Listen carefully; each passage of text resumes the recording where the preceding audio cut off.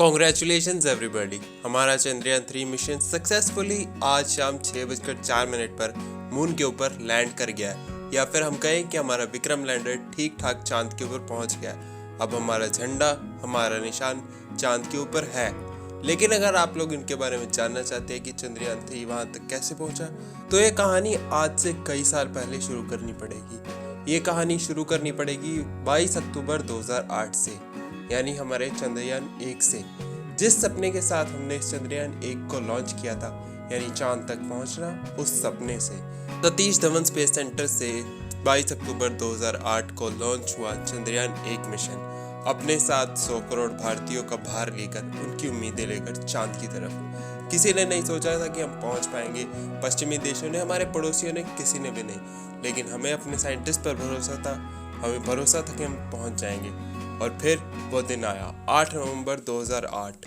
हमारा चंद्रयान सक्सेसफुली चांद के ऑर्बिट में पहुंच गया और हमें इमेजेस भेजने लगा। और 14 नवंबर को वो दिन आया जब चंद्रयान ने अपना सब सैटेलाइट एक इम्पैक्ट प्रोब मून की तरफ भेजा। इस प्रोब का मेन काम था चांद के सरफेस से कांटेक्ट लाना और सारी दुनिया को ये बताना कि हिंदुस्तान चांद के ऑर्बिट में ही नहीं, चांद के ऊपर भी पहुंच सकता है। ये एक हार्ड लैंडिंग थी, लेकिन इस हार्ड लैंडिंग ने कुछ ऐसा डिस्कवर किया जो आज तक किसी को नहीं मालूम था।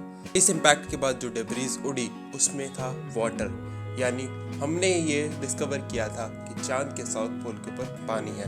और उसके बाद सारी दुनिया हमारा लोहा मान गई। लेकिन हम फिर भी रुके नहीं, कुछ समय लगा, लेकिन अब तक हम अपने सपने बड़े कर चुके थे। हार्ड लैंडिंग नहीं, हम चाहते थे मून के ऊपर सॉफ्ट लैंडिंग करना। हमने दोबारा अपना काम शुरू किया और हमने बनाया चंद्रयान 2।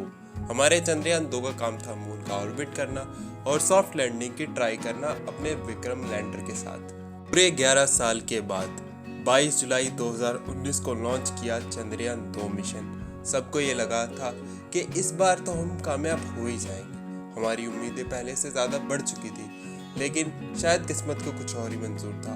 20 अगस्त 2019 को हमारा चंद्रयान 2 चांद तक पहुंच भी गया, लेकिन पूरी तरह कामयाब नहीं हो पाया। 6 सितंबर 2019 ये वही तारीख थी जिस दिन हमारा संपर्क हमारे विक्रम लैंडर से टूट गया था। सिर्फ संपर्क नहीं, उसके साथ टूट गई थी 140 करोड़ भारतीयों की उम्मीदें। हम सब ने कितनी उम्मीदें लगाई थी। उस दिन हमारे प्रधानमंत्री भी इसरो के कमांड सेंटर में मौजूद थे, लेकिन हम वो ना कर पाए जो हमने सोचा था।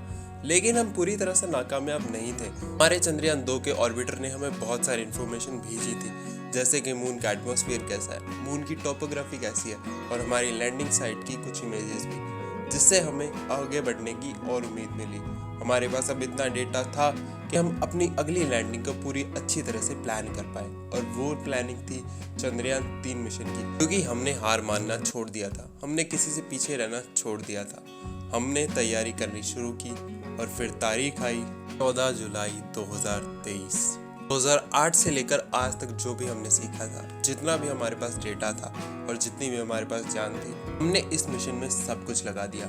कुछ लोगों ने हमारा मजाक बनाया कि हम इस बार भी नहीं पहुंच पाएंगे, लेकिन हमने सब कुछ नजरअंदाज किया, सिर्फ अपने काम पर ध्यान दिया, अपने चंद्रयान पर ध्यान दिया। और आज ही वो ऐतिहासिक दिन था 23 अगस्त 2023, जब हम चांद पर सक्सेसफुली पहुंच गए। हमारा विक्रम लैंडर चांद के ऊपर अच्छे से उतर गया और अब इससे निकलेगा हमारा प्रज्ञान रोवर। अब ये रोवर अगले 14 दिन तक मून की सरफेस के ऊपर घूमेगा और हमें बहुत सारा डेटा भेजेगा। इसी के साथ इंडिया चौथा देश बन गया है जिसका रोवर मून के ऊपर है। हमसे पहले केवल सोवियत यूनियन यानी आज का Russia, United states of America और चाइना ही 3 ऐसे देश थे जिनके रोवर्स मून के ऊपर थे। लेकिन अब उस लिस्ट में भारत का भी नाम आ गया है। और यही नहीं, भारत पहला देश बना है जिसने मून के साउथ पोल के ऊपर सक्सेसफुली सॉफ्ट लैंडिंग की है। अब तो हम ये मान ही सकते हैं कि ये सदी भारत की है। भारत अब विश्व गुरु बनकर रहेगा फिर से। अगर आप मेरी बातों से सहमत हैं तो प्लीज कमेंट करके जरूर बताइएगा। जय हिंद, वंदे मातरम।